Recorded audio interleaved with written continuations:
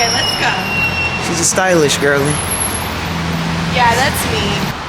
So where are we going? Inside Funk. Well, what are we getting? Soup dumplings. So...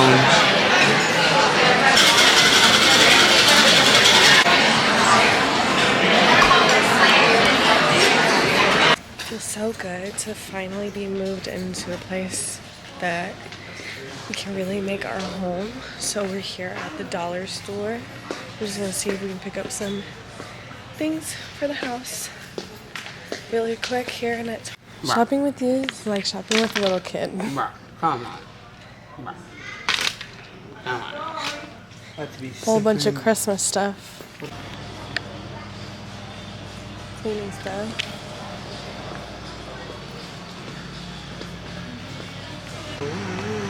We got spices, hangers, and some cleaning material.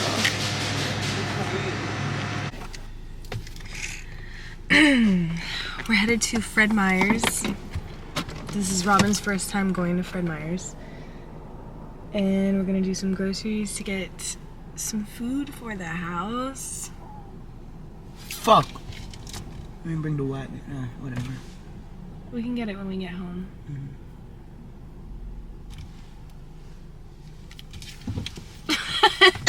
So shrimp, salmon, because we like that. Rice, potatoes, sweet potatoes, the aromatics, you know, garlic, onion, and then the herbals, thyme, basil.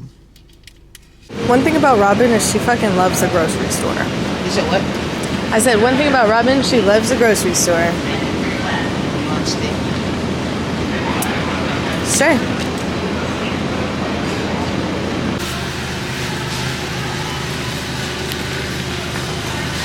Hello, Portland. So we left and went to go pick up a TV from my mom's that she was holding on to me from when I used to live in Portland like 2 years ago. And we realized we need beans because we're making chili tonight. And we forgot beans. So we're back at Fred Meyer, but I didn't want to go inside. So Robin went inside for me and she's gonna get the beans and then we're gonna go home and make dinner.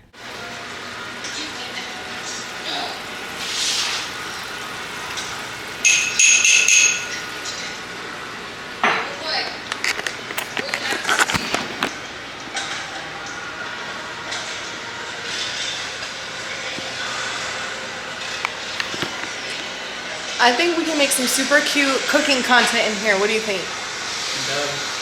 What are you making? Chili. Chili. So basically I have some plans for the studio space. So I'm going to be using this studio space to host small classes for like 3 to 4 people at a time, and also private lessons. And I just really want it to be like a really dope backdrop for when I do my virtual classes for red light therapy. So this is really going to be like red light therapy home base, and I'm going to have 2 poles over here on this side with the beautiful view, and then I'm going to have a lounge area over here for people to like chill and hang out. And I'm just really excited because I think people can rent the space for photo shoots, you can come rent and just to dance. And I'm excited because I feel like so much can be done with just 2 poles.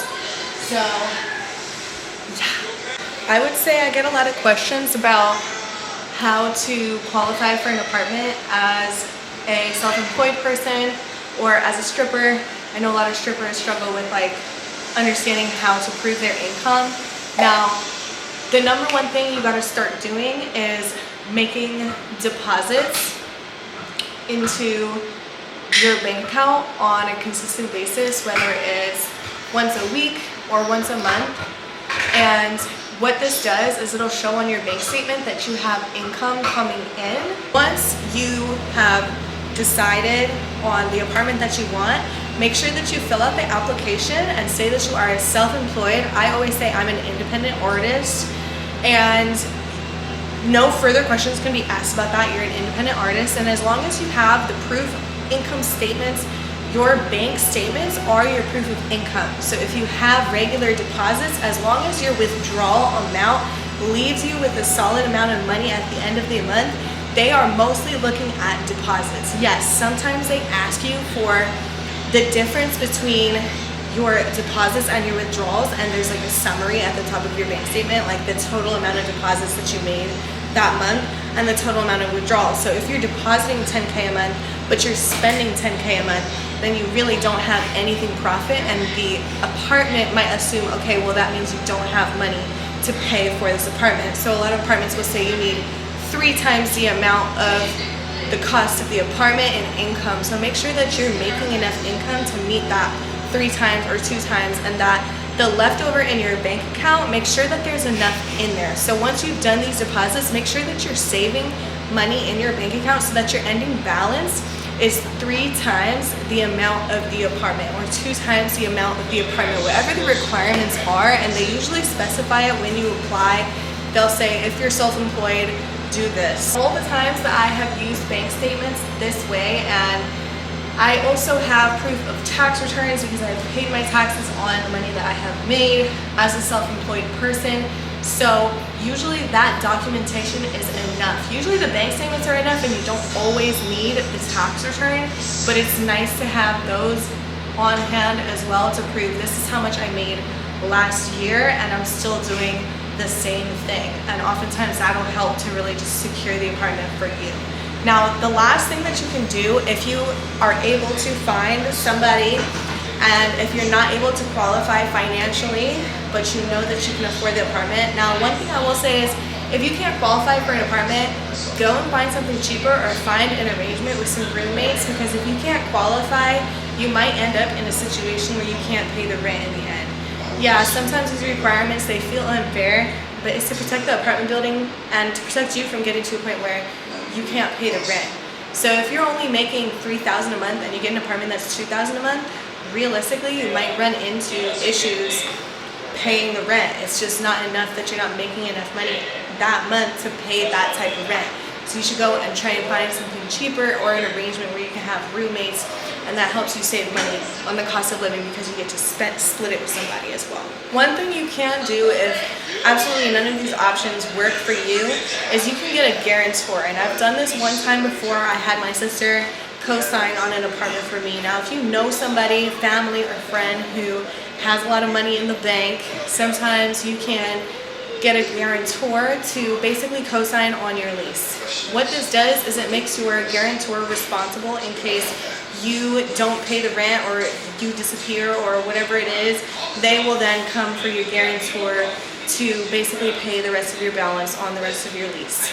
And the guarantor, basically it hurts their credit if you don't pay the rent too, so they are financially responsible for that apartment if you don't step up to the plate.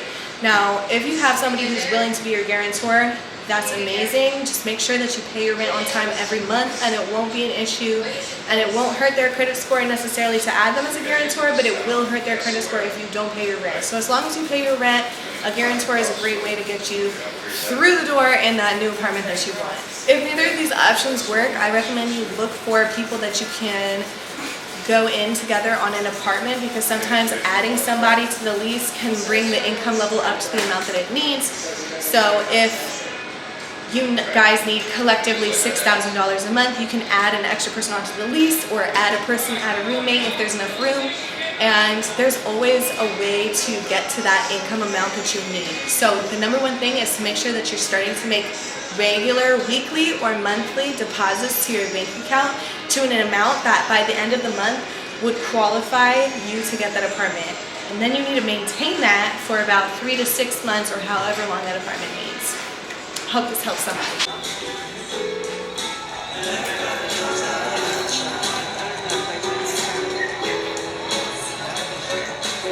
5, 6, 7, and 8.